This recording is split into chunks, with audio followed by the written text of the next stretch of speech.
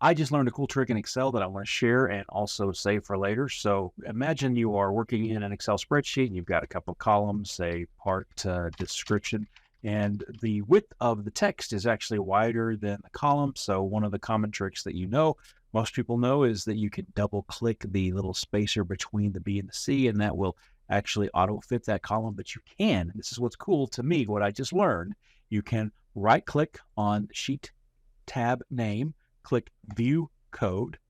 Okay. In the code window that pops up, select Worksheet. And in this little subroutine, type cells dot entire column dot auto fit.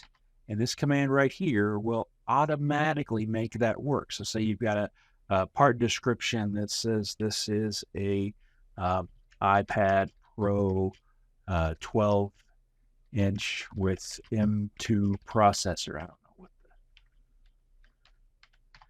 the spreadsheet's for, but see how when I click enter, it automatically fits to that size? Isn't that cool? I thought it was cool. Now you know.